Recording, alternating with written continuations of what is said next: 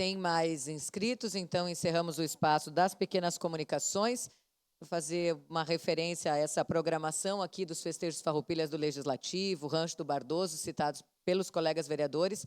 Um agradecimento muito especial a toda a equipe da casa mesmo, né? A direção geral, mas principalmente aí a comunicação, a turma da nossa ASCAM, que é a Associação dos Servidores aqui da Câmara, e a cada um dos servidores absolutamente envolvidos aqui, a dona Odila, o Adauri, o Felipe, enfim, a todas as pessoas que se envolveram para organizar a programação antes das sessões, mas também a organização aqui do Rancho do Bardoso, com várias atividades ao longo da semana, a apresentação dos servidores, está sendo muito bonito, parabéns a todos que se envolveram.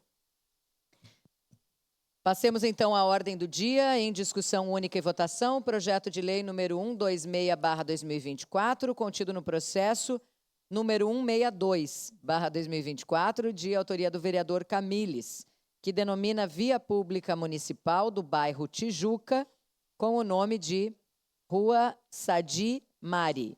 Relator é o vereador Lucas Dil, com a palavra o relator para a leitura do parecer.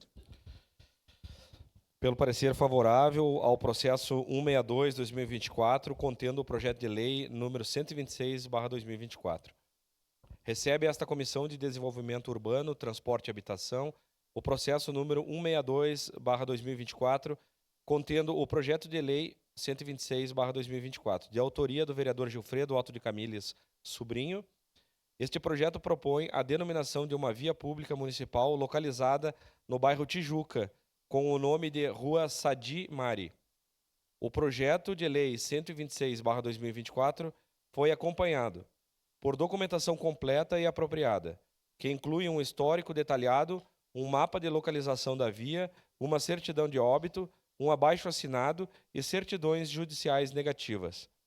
A Secretaria Municipal do Urbanismo confirmou que a via a ser denominada, codificada sob o número 440187, no bairro Tijuca, está regularizada de acordo com a Instrução Normativa 01/2007 e já consta na cartografia do município, integrando o Sistema Viário Oficial.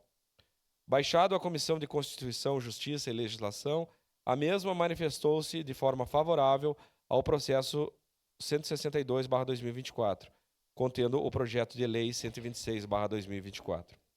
A proposta atende aos requisitos legais e normativos para a denominação de vias públicas, estando em conformidade com as diretrizes estabelecidas pela legislação municipal.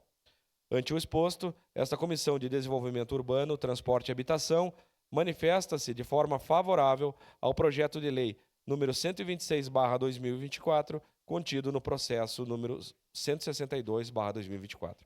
Caxias do Sul, 23 de julho de 2024, 149 da colonização e 134 da emancipação política.